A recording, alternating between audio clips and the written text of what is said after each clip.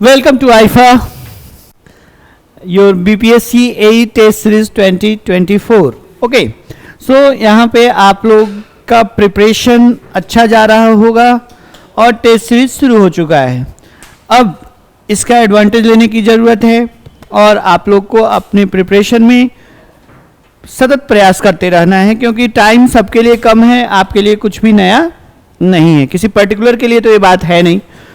तो क्या क्या और भी अच्छा किया जाए, उसी क्रम में आईफा ने आपके लिए टेस्ट सीरीज फ्रेम करके दिया है।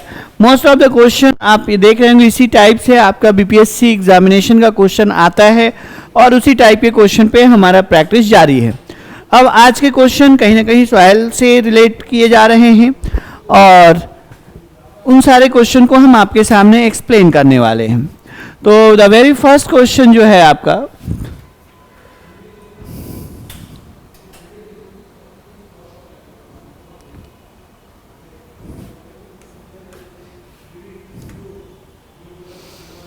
जब पढ़िए पहला क्वेश्चन का आंसर बता सकते हैं आप लोग।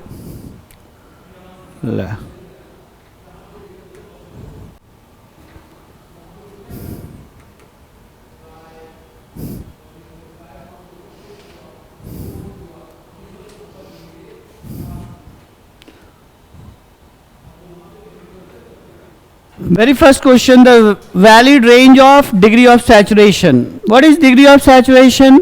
हमने आपको बताया भी था कि डिग्री ऑफ सैचुरेशन जो है वो आपको डिफाइन होता है किसी सॉइल मास में। आपने देखा होगा कि सॉलिड होना है और वॉइड होना है। अब इस वॉइड के अंदर कितना वाटर है, मतलब if this is volume of water and this total will be the volume of void, so कहीं ना कहीं जितना ज़्यादा इस वॉइड में वाटर होगा उतना ही ज़्यादा डिग्री ऑफ सैचुरेशन होना है। अगर पूरा वॉइड वाटर से फिल हो जाता है तो डिग्री ऑफ सैचुरेशन 100% के बराबर हो जाता है, और अगर सॉइल ड्राई कंडीशन में हो तो पूरा वाटर क्या हो जाएगा, इस वॉइड से निकल जाएगा और उसके जगह पे क्या आ जाता है बाबू, एयर। तो ये वाला पोर्शन आप दिखा पा रहे होंगे वाटर है और ये क्या है, एयर है। तो डिपेंड करेगा कि उसमें वाटर कंटेंट अगर ज्यादा है वॉइड में, वॉइड के अंदर वाटर का पोर्शन ज्यादा होगा तो डिग्री ऑफ सैचुरेशन भी ज्यादा होगा। तो आपको दो एक्सट्रीम कंडीशन में बता दूं कि अगर सॉइल सॉलिड कंडीशन में, सॉरी ड्राई कंडीशन में है, तो ड्राई कंडीशन में no water will be there and degree of saturation equals to 0 भी होना है। क्या होना है, इक्वल्स टू 0 भी होना है। और अगर वाटर है लेकिन वो फुल्ली सैचुरेट नहीं है तो वो लेस देन 100% भी होगा। लेकिन ड्राई कंडीशन में इक्वल्स टू 0 और फुल्ली सैचुरेटेड कंडीशन में डिग्री ऑफ सैचुरेशन क्या हो जाएगा, डिग्री ऑफ सैचुरेशन का फार्मूला आपको पता है, volume of water divided by volume of void multiplied by 100। जिस दिन सॉइल 100% सैचुरेटेड होगा उस दिन volume of water and volume of void आपस में क्या हो जाने हैं, बराबर हो जाने हैं, और उस कंडीशन में degree of saturation equals to 100 भी होगा। सो ये वाला ऑप्शन मेरे को सही लग रहा है। Degree of saturation less than 0, equal to 0, well and good, and less than degree of saturation equal to 0, more than 0, और less than 100% and equal to 100% भी होगा। सो दो एक्सट्रीम कंडीशन यहां पे आपको चेक कर लेने की जरूरत है, dry condition as well as equality कब होगा। इक्वलिटी आपको ड्राई कंडीशन में 0 के साथ होगा और सैचुरेटेड कंडीशन में 100 के साथ होगा, बस। तो इक्वल साइन के साथ, ये भी आप देखते होंगे, लेकिन ये गलत है, इक्वल नहीं है। अगर इक्वल होगा तभी ये सही होगा, ओके ना। दूसरा क्वेश्चन देखिए, पोरोसिटी की बात की है। दूसरा क्वेश्चन जो है आपका वो है, ऐसे कैसे होना है। दूसरा क्वेश्चन आपका आ रहा है,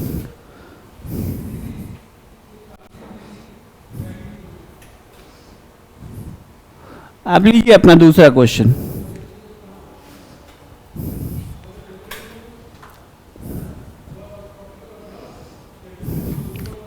सो दूसरा क्वेश्चन है आपका, the porosity of soil sample having void ratio equals to, मतलब ई दिया हुआ है किसके बराबर, 1 के बराबर, एंड आपको पूछा है कि पोरोसिटी क्या होगा। आपको बेसिक रिलेशन पता होगा, porosity is equal to e divided by 1 plus e, 1 divided by 1 plus 1 is equal to 1 divided by 2.5। अगर परसेंटेज में लिखेंगे तो मल्टीप्लाई बाई 100 कर दीजिएगा, वो 50% के बराबर आएगा। वो क्या आएगा, 50% के बराबर आना है, ओके।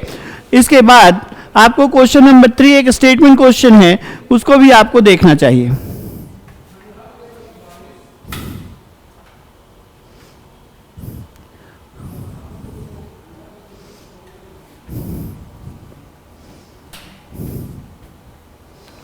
क्वेश्चन नंबर 3 को देखा जाए, बहुत ही अच्छी, इसी फ्रेम के क्वेश्चन आजकल कॉमन हो चुके हैं।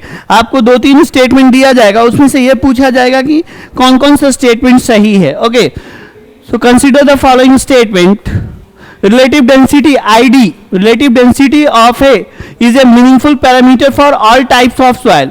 Relative density all type of soil के लिए आपको एप्लीकेबल नहीं है। अब ऑप्शन देखेंगे कि क्या होना है, लेकिन क्या हो रहा है आपके इस सिस्टम में।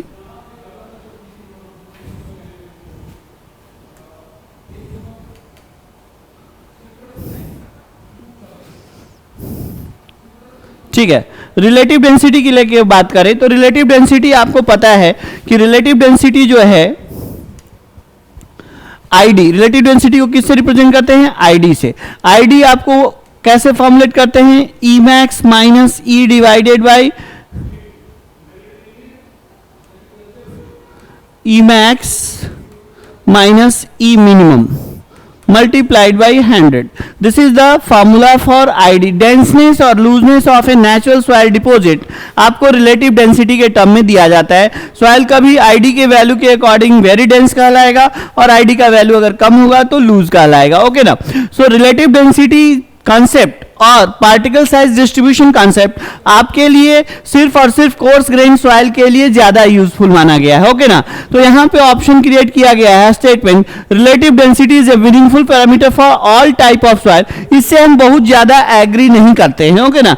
यहां पे हमको कोर्स ग्रेन सॉइल लिख देता है तो बहुत ज्यादा अच्छी बात थी। Relative density is a meaningful parameter for cohesion soil. Clay sorry, clay के लिए तो एकदम नहीं होगा, क्ले के लिए तो एकदम नहीं होगा। कोहेजन सॉइल मतलब कोहेसिव सॉइल और क्ले के लिए तो होना नहीं, तो ये स्टेटमेंट गलत है। Relative density is better indicator of denseness of an in situ granular soil coarse grain soil deposit than the void ratio. Void ratio से ये ज्यादा बेटर इंडिकेटर है डेंसनेस और लूजनेस को लेके। सो तीसरा स्टेटमेंट सही है। 3 के साथ क्या कोई ऑप्शन है? 3 के साथ ये भी 3 है, 2 तो होना नहीं है। 2 के साथ जो है वो क्या है, गलत है। 2 को हमने पहले ही गलत कर दिया है। सो 1 एंड 3 इसके ऑल टाइप का मतलब आपको मान लेना है सिर्फ और सिर्फ कोर्स ग्रेन सॉइल। ओके ना। तो 1 एंड 3 के साथ हम जा सकते हैं यहाँ पे। तो आपको मैनिपुलेट करना होगा ड्यूरिंग द एग्जामिनेशन कि ऑप्शंस में क्या सबसे बेटर है। ऑप्शन में हमको अगर टिक करने का था तो हम इसको नहीं टिक करते।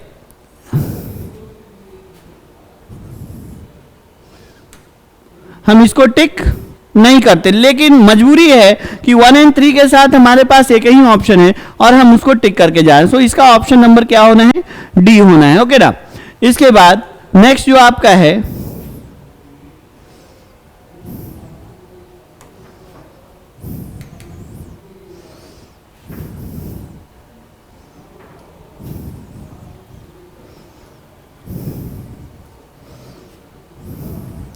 नंबर 4।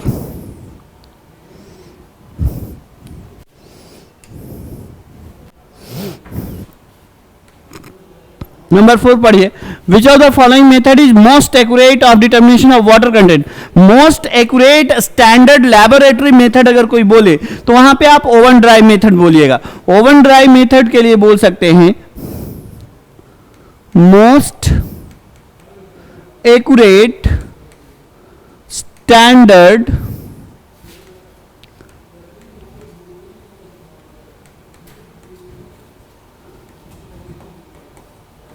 अगर कोई मोस्ट एक्यूरेट मेथड बोले तो उसमें हम ओवन ड्राई मेथड को टिक कर सकते हैं। कैल्शियम कार्बाइड मेथड बोले तो ये एक क्विक मेथड है जहां पे 5 से 10 मिनट का समय लगता है। कैल्शियम कार्बाइड मेथड में एसिटिलीन गैस प्रोड्यूस होता है जिसके कारण आपको वहां पे क्या मिलता है, एसिटिलीन गैस जितना ज्यादा बनेगा आपके मॉइस्चर टेस्टर मशीन में उतना ही ज्यादा गैस जनरेट होगा और उस गैस के प्रेशर के कारण आपको वाटर कंटेंट का रीडिंग लिया जाता है। ओके ना, तो calcium carbide method quick method है, 5 to 10 मेथड, लेकिन एकदम से एक्यूरेसी पे अगर इसको जज किया जाए तो ज्यादा एक्यूरेट आपको ओवन ड्राई मेथड है, जिसमें कितना टेम्परेचर पे काम करते हैं 110 ±5 डिग्री सेंटीग्रेड, और कितना टाइम लगता है 24 आवर्स का समय देना होता है सॉइल को ओवन में, है ना। तो मोस्ट एक्यूरेट मेथड अगर कोई बोल दे तो हम ओवन ड्राई मेथड को ही टिक करेंगे। ओके, नेक्स्ट जो आपका क्वेश्चन है, पिक्नोमीटर मेथड से क्या डिटरमाइन करते हैं। सो कोर्स ग्रेन्ड सॉइल का अगर हम वाटर कंटेंट जानना चाहते हैं तो पिक्नोमीटर यूज कर सकते हैं, और स्पेसिफिक ग्रेविटी के लिए भी हम पिक्नोमीटर मेथड का यूज करते हैं, जिसमें आपको दो बड़े बड़े फॉर्मूले मिलते हैं, वाटर कंटेंट और स्पेसिफिक ग्रेविटी डिटर्मिनेशन के लिए आप पिक्नोमीटर पढ़े होंगे। ओके ना, सो पिक्नोमीटर मेथड से हम वाटर कंटेंट भी डिसाइड करते हैं और स्पेसिफिक ग्रेविटी भी डिसाइड करते हैं। अगर वाटर कंटेंट डिसाइड करना है तो वो सॉइल कोर्स ग्रेन होना चाहिए। फाइन ग्रेन सॉइल के केस में air entrapment will be the problem, लेकिन कोर्स ग्रेन सॉइल की अगर चर्चा की जाए तो वहां पे एयर इंट्रैपमेंट का प्रॉब्लम नहीं होगा। और स्पेसिफिक ग्रेविटी के केस में कोई भी सॉइल चलेगा अगर पिक्नोमीटर से हम बात कर रहे हैं, और pycnometer can be used to find out specific gravity of soil, and for all type of soil it will be applicable. water content determination में हमने वहां पे क्या करना है, थोड़ा सा चेक करना है कि किस टाइप का सॉइल है। वाटर कंटेंट डिटरमाइन तभी करेंगे जब सॉइल क्या होगा, कोर्स ग्रेन्ड सॉइल होगा। ओके, सो यहाँ पे water content and specific gravity का ऑप्शन टेक कर सकते हैं आप। सो 5 का जो आंसर है आपका वो डी है। क्या है 5 का आंसर आपका डी है, सॉरी सी ना, water content and specific gravity. ठीक है, number 6, if the natural water content of soil mass lies between liquid limit and plastic limit, किस स्टेट में है सॉइल, सॉइल किस स्टेट में है आपसे पूछा गया है। स्टेट डिसाइड करने के लिए आपको वॉल्यूम वर्सेस वाटर कंटेंट का प्लॉट याद है। अटरबर्ग ने इंटायर रेंज ऑफ सॉइल को 4 डिफरेंट स्टेट में बांट दिया था, solid,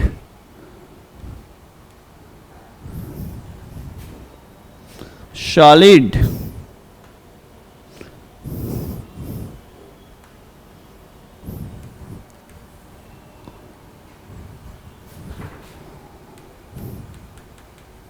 solid, semi solid, plastic and liquid. ये सब स्टेट हैं जिसके लिए 3 बाउंड्री है। वो बाउंड्री श्रिंकेज लिमिट है, वो बाउंड्री प्लास्टिक लिमिट है, वो बाउंड्री लिक्विड लिमिट है। अब श्रिंकेज लिमिट क्या है, तो ये वो लिमिट है जहां के बाद further reduction in moisture doesn't cause any change और रिडक्शन इन वॉल्यूम। वॉल्यूम यहाँ पे आपको अप टू श्रिंकेज लिमिट आपको मॉइस्चर कंटेंट बढ़ाइएगा भी तो आपको वॉल्यूम में कोई इंक्रीज नहीं मिलेगा, लेकिन श्रिंकेज लिमिट के बाद अगर मॉइस्चर कंटेंट बढ़ेगा तो आपका वॉल्यूम भी क्या होगा, इंक्रीज होगा। अब आपको बोला कि natural water content of soil lies with in liquid limit and plastic limit, this is liquid limit and this is plastic limit, के बीच में कहीं नेचुरल वाटर कंटेंट है, तो सॉइल का स्टेट क्या होगा, प्लास्टिक होगा कि नहीं। सो सॉइल का स्टेट क्या होना है, प्लास्टिक स्टेट होना है। क्वेश्चन नंबर 7 को देखते हैं, क्या देखते हैं क्वेश्चन नंबर 7 को।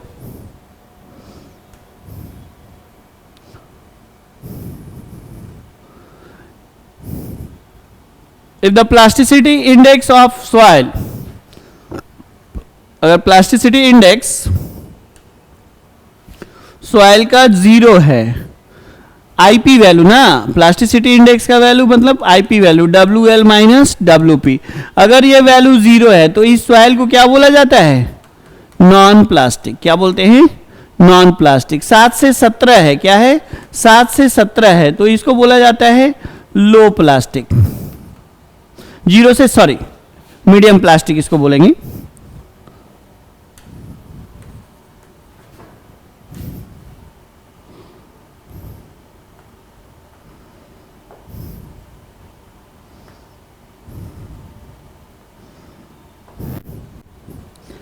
अगर हमको आईपी वैल्यू का बात करें तो इसको क्या बोलते हैं, WL माइनस WP। यही वैल्यू अगर 0 है तो सॉइल को बोला जाएगा नॉन प्लास्टिक, और अगर 0 से 7 के बीच में है तो सॉइल को बोलेंगे लो प्लास्टिक। अगर 7 से 17 के रेंज में है आईपी वैल्यू तो इसको बोलिए मीडियम प्लास्टिक, और मोर देन 17 है तो आप बोल सकते हैं हाईली प्लास्टिक। सो आपके क्वेश्चन में बोला है कि आईपी वैल्यू 0 है तो सॉइल क्या होगा, नॉन प्लास्टिक। तो क्ले प्लास्टिक सॉइल है, क्ले सिल्ट भी प्लास्टिक होगा, सिल्ट में भी लिमिटेड एंड नो प्लास्टिसिटी माना जाता है। लेकिन सैंड में तो कोई प्लास्टिसिटी नहीं है, तो sand is a case of non plastic soil ना। तो नॉन प्लास्टिक के लिए क्या मारिएगा, नॉन प्लास्टिक अगर 0 है तो नॉन प्लास्टिक को लेके आप सैंड को टिक कर सकते हैं कि नहीं कर सकते हैं। इस तरीके से आप क्वेश्चन को लेके आगे बढ़िएगा। ओके, इसके बाद आपका जो क्वेश्चन है, अच्छा क्वेश्चन है वाला, इन कंपैरिजन टू देखिए यहाँ पे एक मिस्टेक है क्वेश्चन में, इसको आप सुधार सकते हैं। ये अटरबर्ग है, क्या है, बटरबर्ग नहीं है, अटरबर्ग। क्या बोल सकते हैं, अटरबर्ग्स लिमिट। अटरबर्ग्स लिमिट में क्या क्या आता है, liquid limit, plastic limit and shrinkage limit. These are the Atterberg limits और कंसिस्टेंसी लिमिट। तो in comparison to Atterberg limits the normal soil and expensive soil, normal soil का अटरबर्ग लिमिट और expensive soil का Atterberg limit क्या होगा। तो अगर soil expensive होगा तो उसका लिक्विड लिमिट क्या होगा, ज्यादा होगा, और आईपी भी क्या होगा, उसका ज्यादा होगा। आईपी मतलब प्लास्टिसिटी रेंज। तो जब लिक्विड लिमिट ज्यादा और आईपी को अगर ज्यादा करना है तो लेस प्लास्टिक लिमिट बोलेंगे कि नहीं बोलेंगे, तब ना वो आईपी वैल्यू का रेंज क्या होगा, बड़ा होगा। आईपी वैल्यू तो एक रेंज है ना, IP is equal to WL minus WP। तो अगर आईपी ज्यादा होगा एक्सपेंसिव सॉइल का तो इसको बड़ा होना चाहिए और इसको क्या होना चाहिए, छोटा होना चाहिए। तो लेस प्लास्टिक लिमिट सही है। नेचुरल की तुलना जो सॉइल एक्सपेंसिव होगा उसका प्लास्टिसिटी इंडेक्स क्या होना है, ज्यादा, और जब प्लास्टिसिटी इंडेक्स ज्यादा हो तो लिक्विड लिमिट को बड़ा होना चाहिए और प्लास्टिक लिमिट को क्या होना चाहिए, छोटा। श्रिंकेज लिमिट भी क्या होना है, छोटा, क्योंकि वो सॉइल बहुत ज्यादा श्रिंक कर सकता है। तो श्रिंक करेगा तो वहां पे श्रिंकेज लिमिट भी क्या होना है, कम होगा, क्योंकि एक्सपेंसिव सॉइल में स्वेलिंग एंड श्रिंकेज कैरेक्टरिस्टिक होता है। तो श्रिंकेज बहुत ज्यादा करेगा तो वो मिनिमम मॉइस्चर तक श्रिंक करते रहेगा, और वहां पे लेस श्रिंकेज लिमिट भी सही है। मोर वॉल्यूमेट्रिक श्रिंकेज, अगर श्रिंकेज ज्यादा है तो वॉल्यूमेट्रिक श्रिंकेज, वॉल्यूम में भी तो चेंज ज्यादा मिलेगा कि नहीं। सो मोर वॉल्यूमेट्रिक श्रिंकेज, हाँ 1 2 3 4 वाला ऑप्शन इसमें सही मार सकते हैं आप, चारों बात सही है। More liquid limit, less plastic limit, less shrinkage limit and more volumetric shrinkage, ये चारों ऑप्शंस आपके क्या हैं, सही हैं। ओके,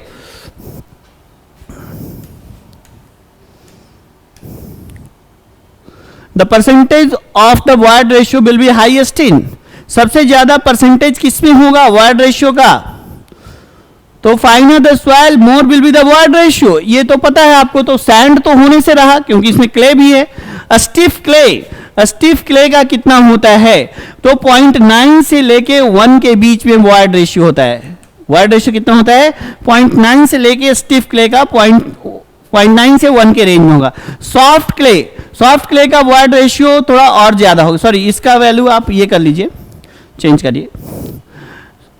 सैंड का तो आपको कोर्सर सॉइल है तो यहां पे वॉइड रेशियो क्या होगा, कम होगा एज कंपेयर टू क्ले, क्योंकि आपको पता है फाइनर द सॉइल, आपको ये गाना गाना है ना, फाइनर the soil more will be the void ratio. क्या बोल सकते हैं, आपको पूछा है percentage of void ratio will be highest इन, किसमें ज्यादा होगा, तो क्ले, सॉफ्ट क्ले में ज्यादा होगा कि स्टिफ क्ले में होगा, ऑर्गेनिक स्लाइटली ऑर्गेनिक, तो ऑर्गेनिक होगा तो उसका वॉइड रेशियो और भी ज्यादा होता है, 2 से ज्यादा हो जाता है।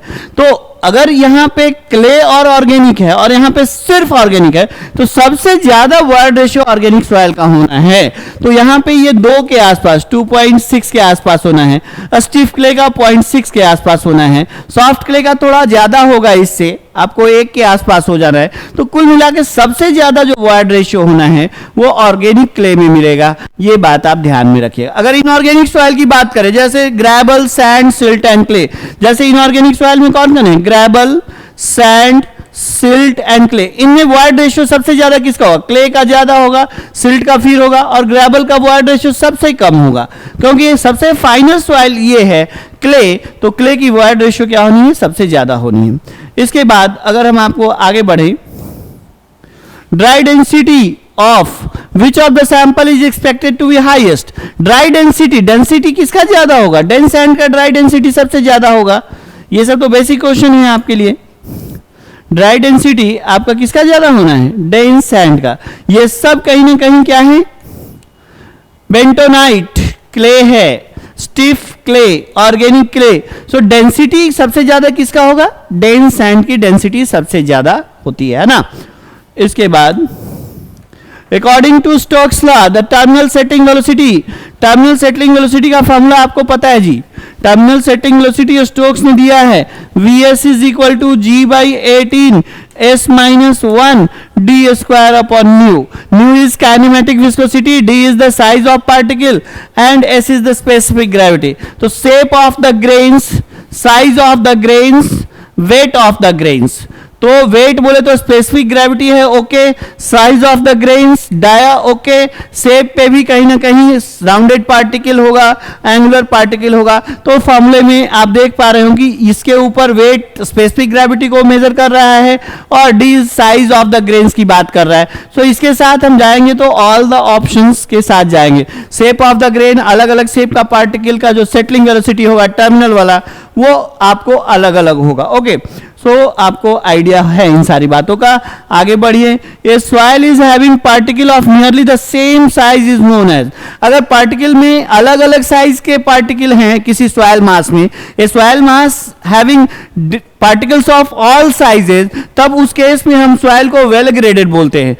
उस केस में क्या बोलते हैं? वेल ग्रेडेड बोलेंगे। अगर किसी सॉइल में ऑल साइजेज हैं तो उसको क्या बोला जाएगा? Uniformly graded.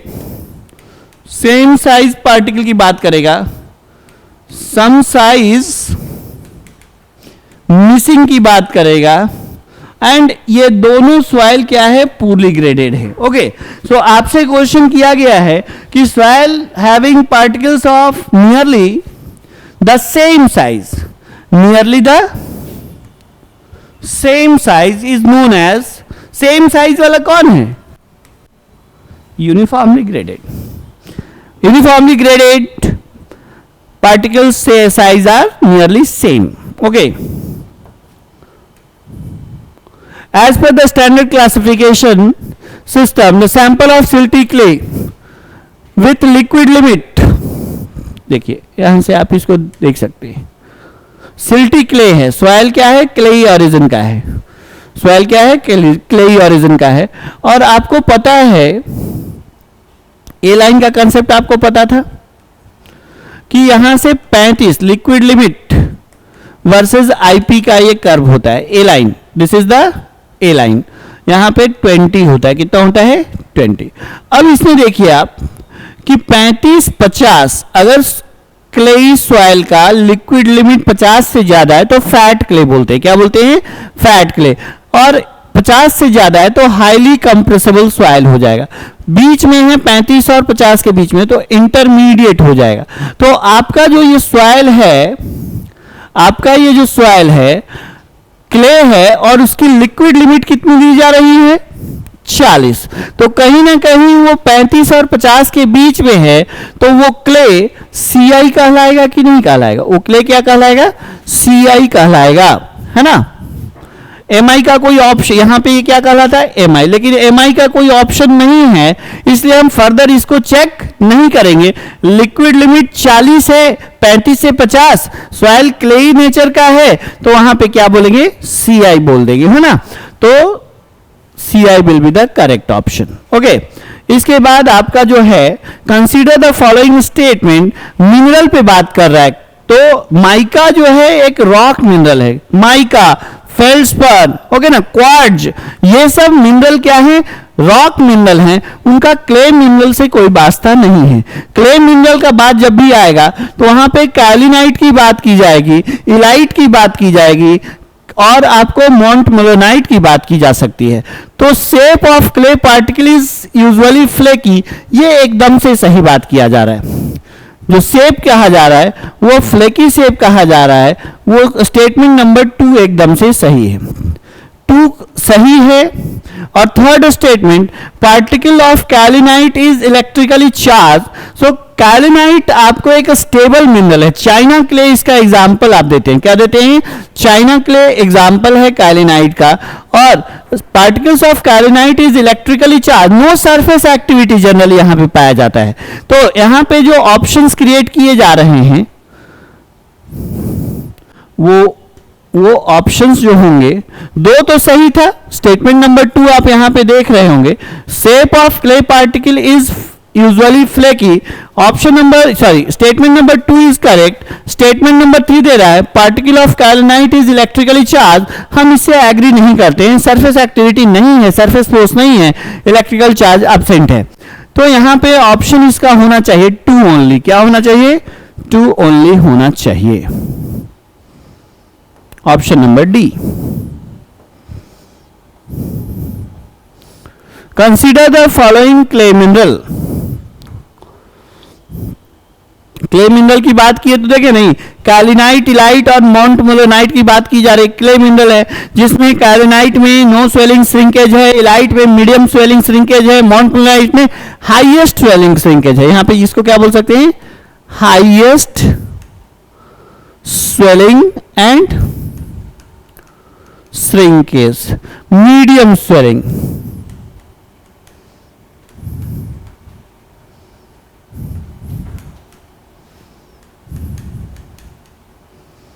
और कैलिनाइट में बोल सकते हैं नो, ये क्या है? स्टेबल मिनरल है।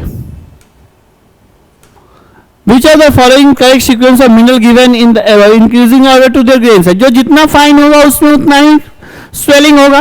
तो फाइन स्वेलिंग जिसमें ज्यादा है वो उतना ही फाइन है, तो इसके ग्रेन साइज सबसे छोटे होंगे, इसके ग्रेन साइज सबसे छोटे, उसके बाद मीडियम वाले के थोड़े बड़े और इसके सबसे बड़े।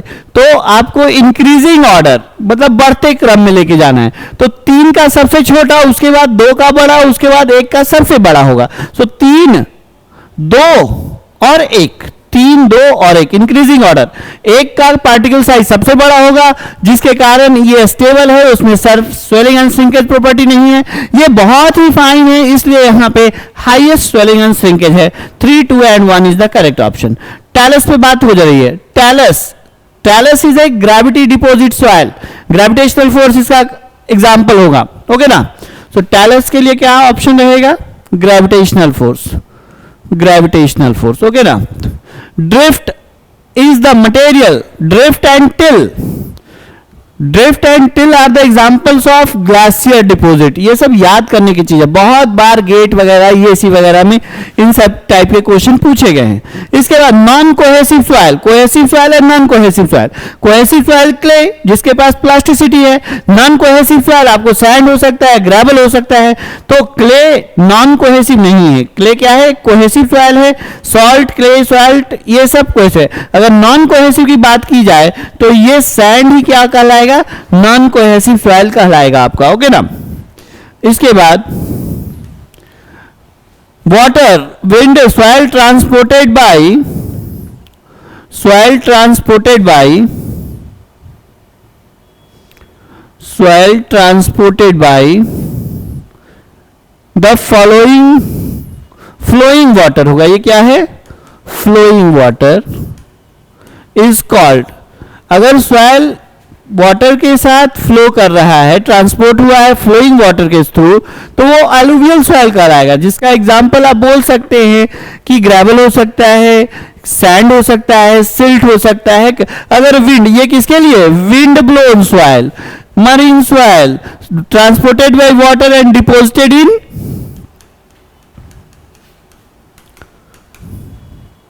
डिपोजिटेड इन सी बोलिए, है ना? लेक डिपोजिटेड, इसको क्या बोलते हैं? alluvial, transported by water and deposited along the river bed, transported by wind, है ना? Soil having uniformity coefficient less than 10, actually हमें मोर देन 10 बोल दीजिए, ज्यादा अच्छा ऑप्शन पिक होगा, क्योंकि ग्रेवल के लिए मोर देन 6, सॉरी ग्रेवल के लिए मोर देन क्या होता है 4, एंड सैंड के लिए मोर देन आपका क्या होना है 6, तब सॉइल को वेल ग्रेडेड सॉइल बोलेंगे। तो soil having uniformity coefficient more than 10 से ज्यादा होगा तभी हम सॉइल को क्या बोलते हैं, अगर 10 से ज्यादा है। अगर ग्रेवल है तो उसको लिमिटेशन है कि 4 से ज्यादा होना चाहिए वेल ग्रेडेड के लिए। अगर हम बोल सकते हैं कि अगर सैंड है तो उसका कोएफिशिएंट ऑफ यूनिफॉर्मिटी क्या होता है, मोर देन 6 होता है। Coefficient of uniformity Cu is equal to D60 size by D10 size of the soil sample. This is the value of coefficient of uniformity. Cu more than होना है 4, किसके लिए, well graded gravel, और more than 6 होना है किसके लिए, well graded sand. अगर सॉइल का यूनिफॉर्मिटी कोएफिशिएंट मोर देन 10 है, क्या है यहां पे लिख दीजिए मोर देन 10 है, तो इसको हम वेल ग्रेडेड कह सकते हैं। ओके, इसके बाद consider the following statement, organic matter decreases permeability. Obviously organic matters are light in weight, it flow along with water within the soil and fill the voids of soil के voids को अगर clog कर दिया जाए तो permeability क्या होगा, घट जाएगा। तो ऑर्गेनिक मैटर के साथ ये कंडीशन डेवलप की, अगर किसी सॉइल मास में ऑर्गेनिक मैटर है तो वो लाइट इन वेट है, स्पेसिफिक ग्रेविटी उसका कम है, तो वो वाटर के फ्लो के साथ वाटर सॉइल में ही फ्लो कर जाएगा और कहीं ना कहीं वो वॉइड में फिल कर जाएगा। अब जब वॉइड में ऑर्गेनिक मैटर फिल हो जाएंगे तो परमेबिलिटी क्या हो सकता है, डिक्रीज कर सकता है। एकदम सही स्टेटमेंट है। Entrapped air decreases the permeability, अगर इंट्रैपमेंट है आपके सॉइल के अंदर, एयर इंट्रैप्ड है, तो permeability is the property which allow passage of water through the soil. तो वाटर को पास करने में एयर का इंट्रैपमेंट क्या प्रॉब्लम नहीं करेगा, और जब वाटर कम पास करेगा तो परमेबिलिटी क्या होगा, डिक्रीज होगा। ये भी सही है। Statement number 1 and statement number 2 are correct. Statement number 1 and statement number 2 are correct. Both sir, both क्या बोलेंगे, both are correct.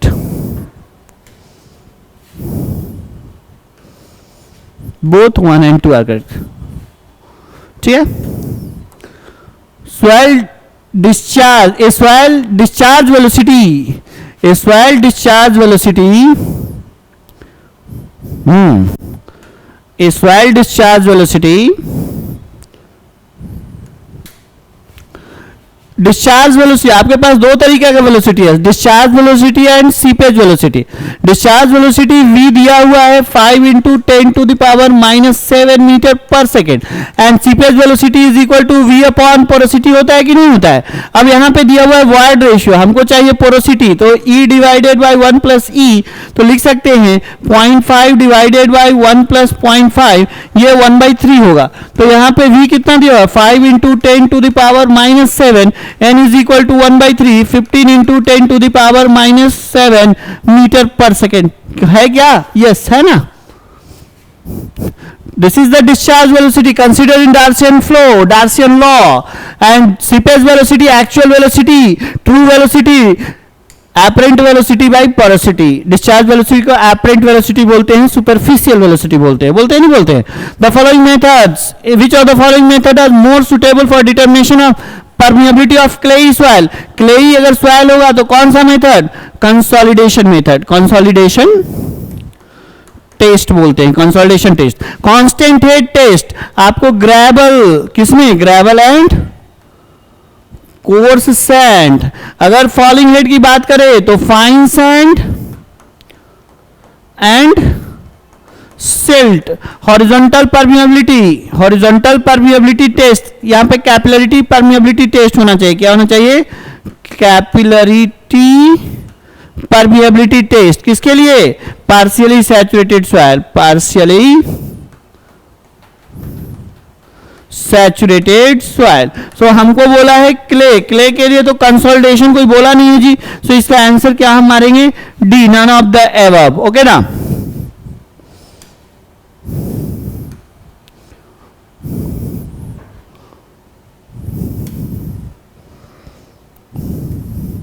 Which of the following method is best suited for determination of coarse grain soil? अभी तो बोले हैं constant head test, gravel and